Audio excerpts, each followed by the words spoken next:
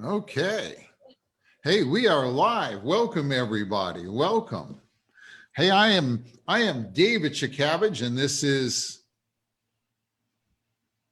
Sam Shakavage, who hopefully can hear me. This is our weekly happy half hour, where on Thursdays at 4:30 we come to you from Carolina Retirement Planners and kind of talk about something that is of interest to folks. And where are you right now, Sam? So I am with Amy right now at Fermental Bottle Shop. So every week we give away 2 bottles of wine delivered directly to somebody's door. And I just happen to be on this side of town today in Ogden, in the beautiful Ogden area. And so we decided to take advantage of this lovely weather and broadcast live from Fermental. So if you can see behind me is the stage where people are, if you come here in a nice evening, you can have some live music playing right here. On the other side of me are a few picnic tables. It's beautiful. This sounds like an excuse to go just, drink during happy half hour, okay. It is. So she's a little choppy. It's because they're on public Wi-Fi, Mm-hmm. And we always like to talk about what day it is. Today seems like it's got several special things. What is special about today? My favorite of the days today, it's National Nurses Day. National Nurses Day. Mm-hmm. My oldest, bestest friend in the world is a nurse. I actually sent her money to buy herself lunch today in honor of her as a wonderful nurse. And I'll tell you, this past year has been a great one where nurses have really contributed. We have a lot of clients who are nurses. Sometimes I joke because sometime a year or two ago, I had an operation and I woke up in the recovery room. I kind of knew everybody. They'd been to the office. It was funny. It was funny. So National Nurses Day. What other day is it? It's National No Diet Day. Oh, this is a good one. Mm-hmm. So if tonight you're feeling like having that slice of cheesecake or that burger, today's the day to do it. And then also very appropriately, it's National Beverage Day. And what are you drinking there, Sam? So I am drinking, it's actually brewed right across the road at Broomtail. It's like this sour that's supposed to be like a margarita. So it's very lovely. It's very refreshing. I've positioned myself unfortunately kind of in the sun, so it's very refreshing. And I am, as usual, drinking my herbal tea. I know it doesn't look like it, but it is. But trust me, I'll make up for it later, And let's say we've been joined by a whole bunch of folks. Mm-hmm. I see that it looks like Amy's mother has arrived. Al is here. Jay and Carter are here, as always. Hey, Jay. Hey, Carter. Bruce, Ed. And Renee. Yeah, and let's see. Amy says, Sam, yeah. Okay, so I think Sam sounds good. Bill's here. Greetings, Bill. Hey, Bill. And so it's gonna be a good day. What is our topic for today? So today we're going to be talking about what widows and widowers need to know. Unless, Neil and I have already decided that in an ideal world, we are gonna, Thelma and Louise it off the side of a cliff when we get to a certain point. But in the, it's more, what's more likely is that one of us is going to pass first, and one of us is going to unfortunately have to become a widower. And what things does that spouse need to know, and what can you do to prepare? And we should also preface this by, we don't know you're here unless you type something into the chat. So if you're a visitor for the first time, and I know that some of our friends and clients that are going to tell some widow groups about this, if you know, just type in the chat, say hi, so we know you've come. And so that's the only way we know you're here. We can't see you or see who's here. And I'll just say hi to a few more people. Bill, let's see, Bill, Mary's here. Nadine, Barb and Dan are here. And they're back in the mountains. They were here last week.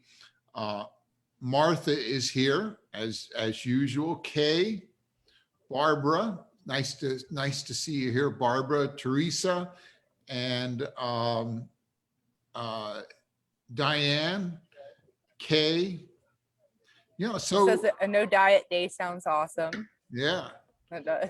Yeah, it's like, you know, I want to have some fun to, you know, but let me go and to talk about this in more detail. I'm going to go share my screen, or share actually our iPad here. And you know, like Sam said, we all kind of like to wish we could plan it so that we died together, but the statistics are more sobering. You know, 80% of men, they die married, and 80% of women,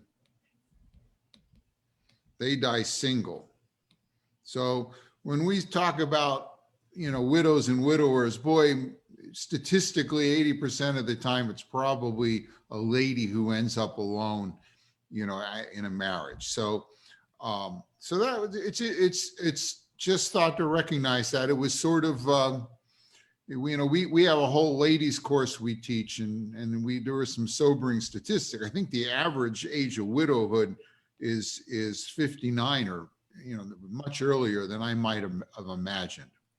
But let's look at some of the specific things you need to worry about if you are recently widowed, or, you know, you recently lost your spouse. And some of the things that someone may not tell you about are little things you need to watch.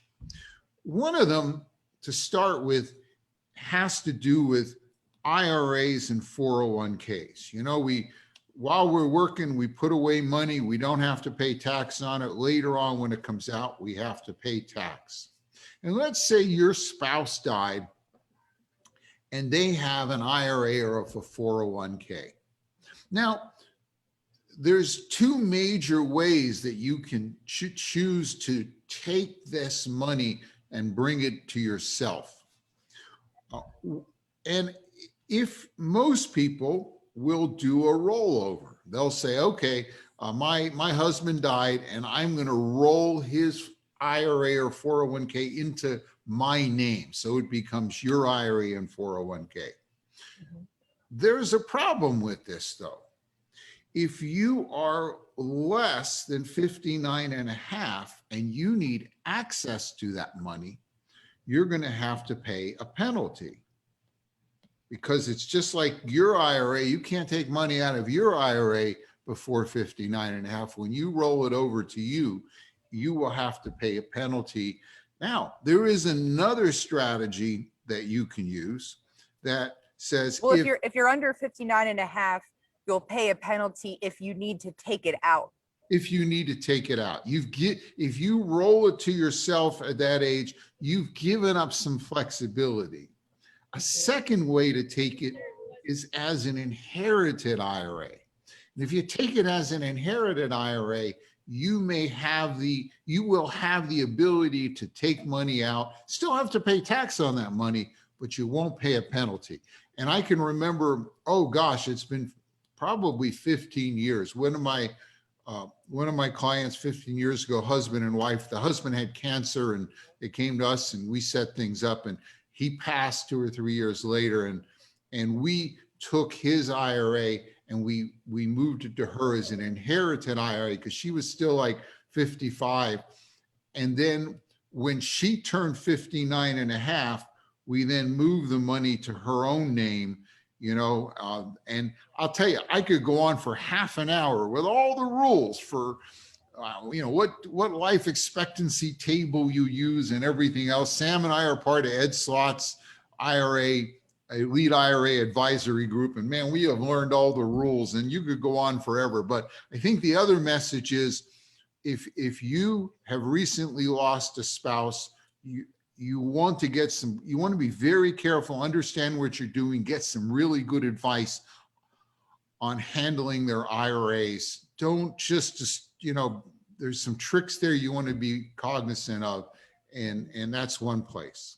And so what you're telling me is that if you're under 59 and a half and you think you might need access to the funds in your spouse's IRA, you can take it as an inherited IRA, but then later, once you turn 59 and a half, you can then assume it as your own. You can assume it as your own. You can go from inherit to rollover, but once you roll it over, there's no going back. There's no going back. Bunch of other rules. Occasionally there's different rules for how the money comes out and ages, but that's why you really, rather than bore us all today, you just want to remember, I better check out all the rules and what's the best way to do the IRAs. Mm-hmm. Another place is Social Security. And there's some general rules here. Sam, if there's a couple and they both have Social Security and one dies, what does the survivor get? The highest of the two. Always gets the highest of the two. Mm-hmm. Now, one of the things is, if you haven't started yet, or even if you have, the rules can be kind of interesting. Normally, Sam, what age can you normally take Social Security at? 62. Normally 62. But a widow or widower can actually start Social Security, their deceased spouse Social Security, at age 60. However, if they start at age 60, they only get about 60% of what the full amount might be. So they're going to get less. They're just going to get it longer. If they wait till their full retirement age, which is usually 66 to 67, then they'll get their spouse's full retirement, but not anymore. There's no reason for them to wait beyond that time. Now, one of the things you can do, and if you've both been working, and your spouse dies, you can start theirs even at age 60, and you can let yours grow till you're 70, and then you can start your higher amount. So it's just, Social Security is just complicated, all the different ways to do it. We actually lease a program from Social Security Solutions where we can feed in all this info and the deceased spouse's social and everything, and it will give us the options and let us hold up which one's best. What's the best time to do what? So the second thing to think about is, man, when it comes to Social Security, I want to be sure I do it right. I want to go get a calculator. I want to run all the options, because, especially if you're, gosh forbid, your spouse dies and you're both in your 60s, you may go on for 30, 40 years. And if you maximize your Social Security, you'll be real happy when you're 80 and 90 that you did that. Mm-hmm. So not simple, a lot of complications there, something else you want to get right. Mm-hmm. And Pat, if the spouse has not started Social Security yet and dies, at that point, that's when you get, more into the weeds. The widow or widower getting the higher amount, that's if you've both started it. So if you haven't both started your Social Security and one of you passes, that's when you really want to dig in and probably utilize the program or some kind of program to analyze your situation. Yeah, it can be it's complicated enough for a couple that's where you're married and both alive. When one dies, it gets even more important. So, boy, this is a scary one. Taxes. What's our saying Sam, that we've learned for for Is that widows. a widow has half the income and twice the taxes. Remember, when one of you dies, one of the changes that nobody thinks about is that the surviving spouse will no longer be filing under the married tax tables. They're going to move to the single tax tables. Okay. Now I could show tax tables up here, but let me just show something a little different. We have some little calculators we use to calculate taxes for married and single couples. These aren't, this is just an example. It hasn't been audited or anything, but I went to it and I said, if a couple was bringing in $80,000 a year and they were taking the standard deduction and they were filing married, their federal taxes would be $5,914 a year, thereabouts.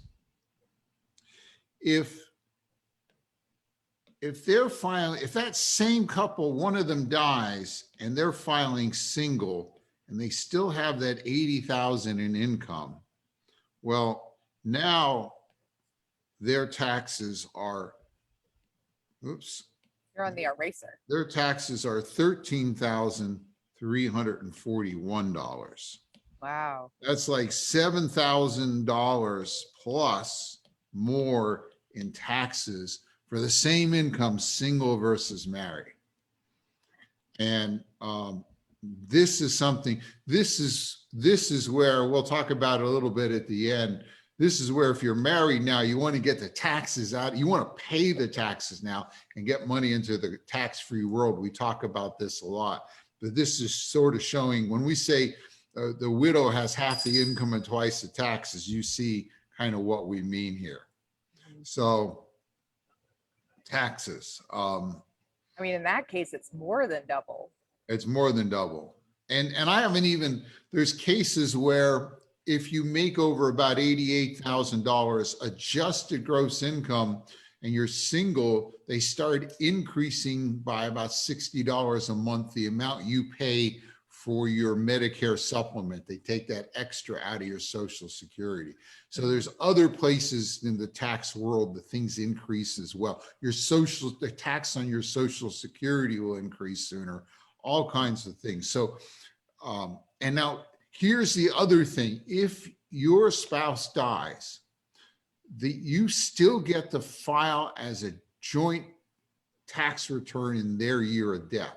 So you have one last chance to maybe do some Roth conversions and take advantage of the favorable tax rates. And you should be looking at that as well. I wish we had good news, but I guess they're real. Well, I'm going to show you a couple of good things coming up. So taxes. When you die, you got all this. We all have different things, life policies, annuities, long-term care, bank accounts, brokerage accounts. They often have beneficiary designations. Mm-hmm. For instance, on a life policy or even some of your bank accounts, that if it's depending who it's payable to, it will go around your will. It won't be handled by your will, but will go around probate. When one spouse dies, you want to make sure that you go back and revisit all of those to be sure that you've updated it, make sure it's going to the kids and grandkids the way you want it to. It's a really good time to be sure all that is put right.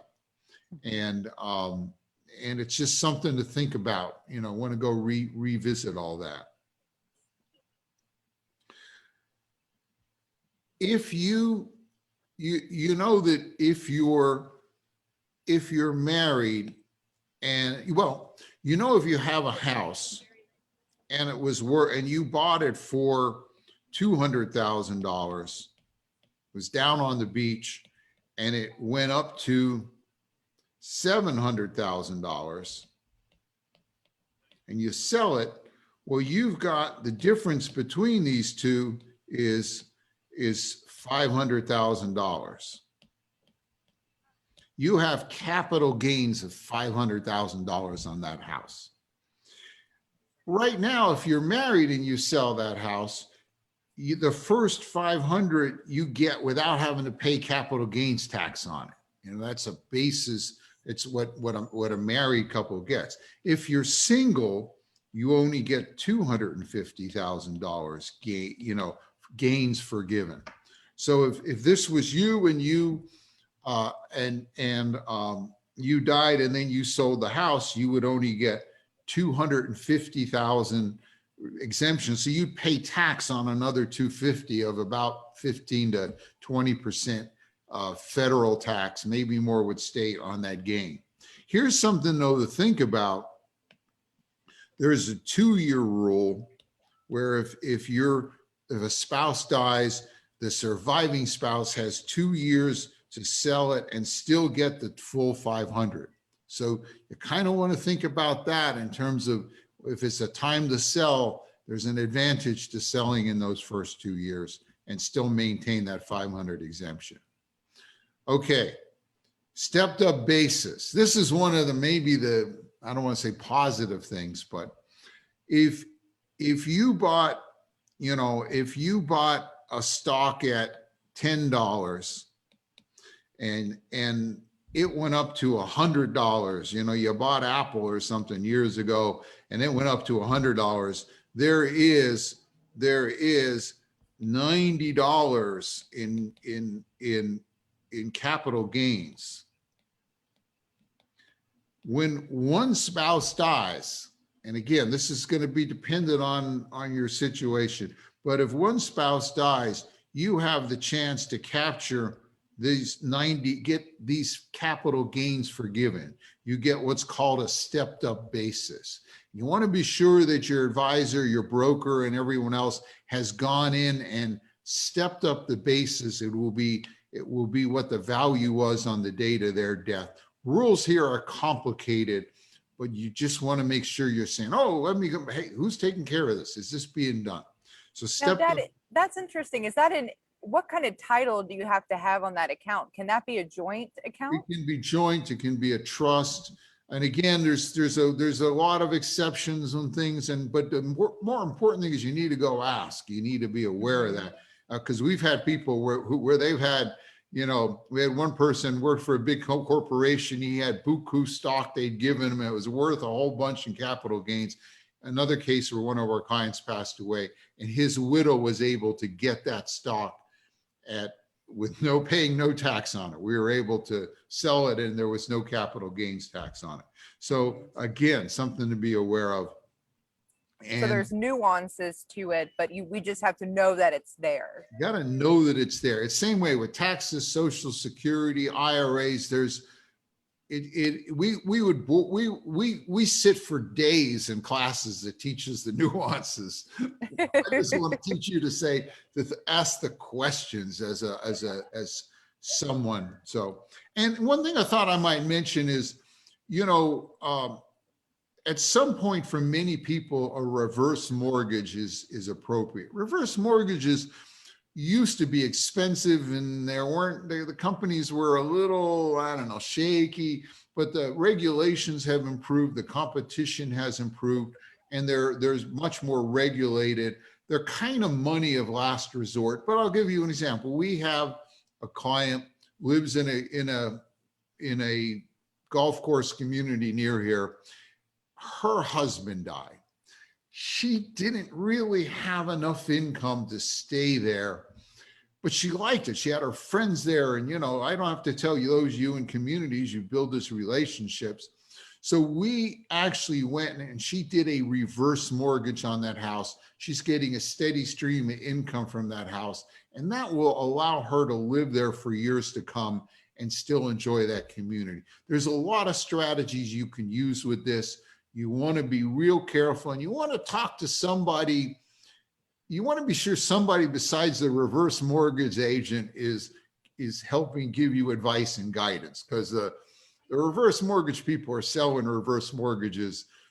Sometimes you want to make sure how it fits into your income plan. And I've sat down a lot of times with people and we've looked at those numbers. I got some agents I trust, but we'll run the numbers and we'll look at how they fit. So that's another thing.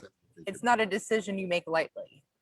Now, if you're sitting here and you're married, if you're on here and you're married, here's just some points to think about, because if you're seeing this, one is you be sure your beneficiary designations are right. Now, you don't want to be the guy who has a life policy that still has his ex-wife's name on as a beneficiary, because guess what? It's going to go to her and not your new wife.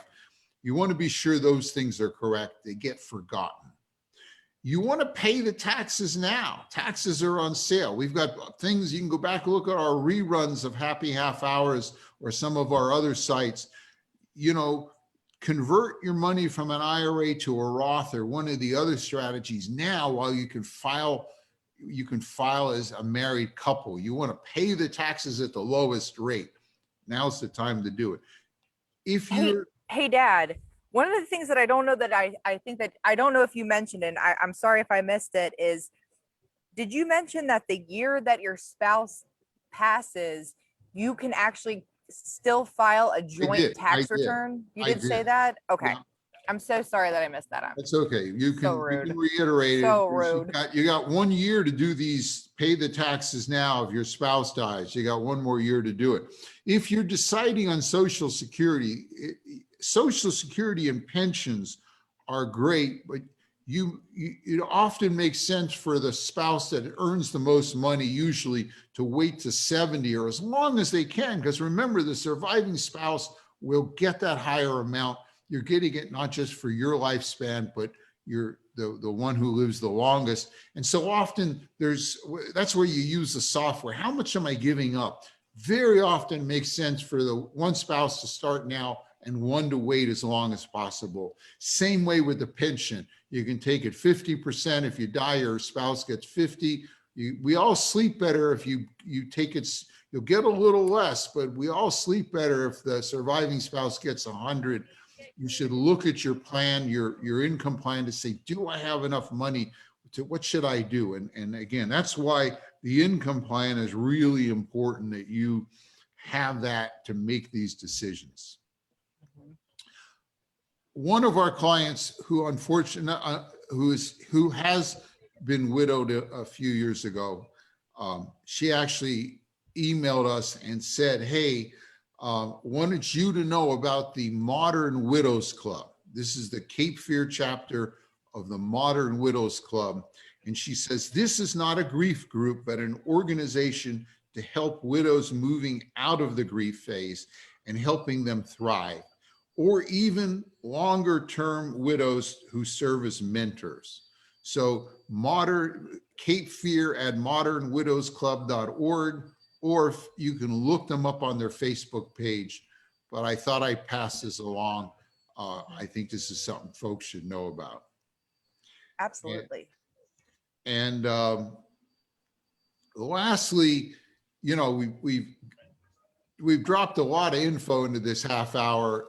Some of you may have questions that we can't answer specific questions here. Some of you may want someone to look at your existing beneficiaries, your Social Security, whatever. What if you'd like to just chat about it? And we can do a 15-minute phone call. And the way to do that is just go to your cell phone or whatever you're on, go to www.carolina15.com. That will come up with a little calendar where you can go right onto our calendar and book a 15-minute phone call. No cost obligation. You can put in there what you're interested in. And it's just a way to, get any other questions you have answered.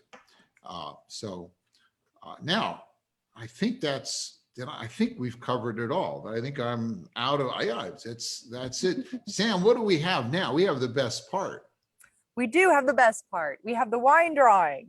And how do people get in the wine drawing if this is their first time? If you haven't been here before, so there's a few ways to enter. So each week we have our Facebook event. And if you just click that you are attending, that you're going to the happy half hour for that week, we will enter you in.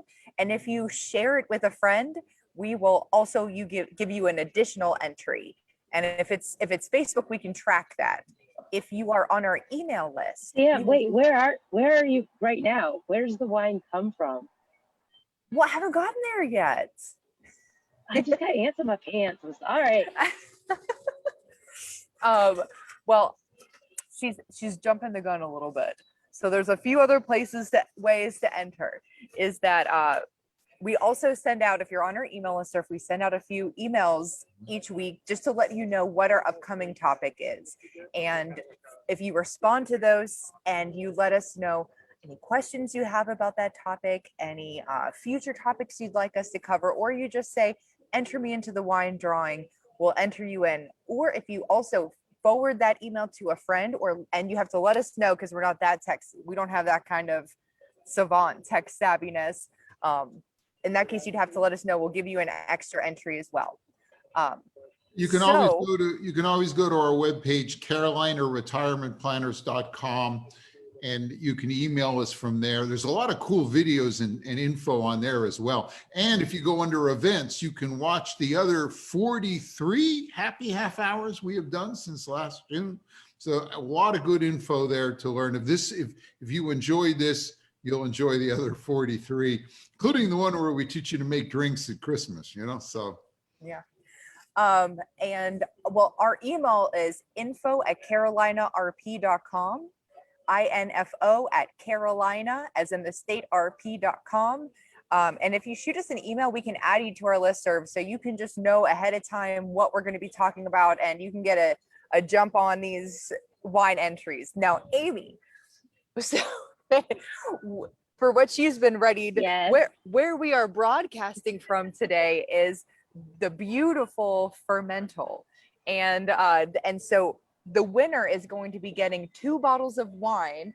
And Fermental is so kind; they work with us here, and they agreed to ship 2 bottles directly to your house.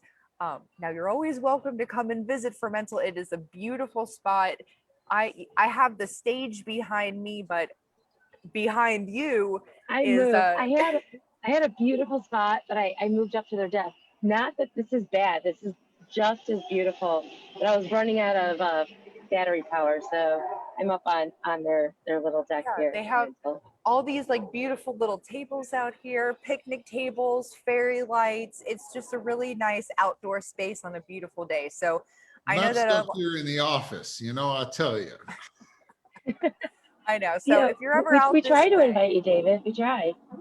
And they have a great selection of beer, great selection of wine. They're friendly people. It's family owned. It's just a really great place, and we love to support them. So our winner, my bin isn't this big. I'm trying not to dump anything out as I mix them. This week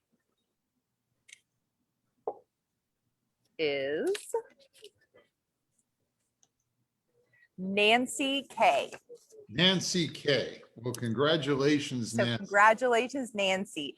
Actually, I think I've been seeing your name in there for the past few weeks. So whenever I write the same name down for a while, I'm glad to see a win. So congratulations, Nancy. Yay. You are our wine winner. And for everybody else who has not won, congratulations, continue to enter and keep joining us. Okay, well, I guess that's it for another week. You all come back and join us next Thursday at 4:30. Grab your favorite drink to our happy half hour. We haven't come up with the topic yet, but we ought to do that real soon. Always love to have you email us what you're interested in, and hope this was informative. You can watch it on reruns. You can watch all the other ones on our YouTube channel or on Facebook, and as well as go to the website. There's a lot of other cool stuff. That's what I know. I put all the links in the comments on our Facebook. So yes. Well, cheers, everybody. All right. Cheers, y'all. Cheers. Yes, thank you. Have a good week.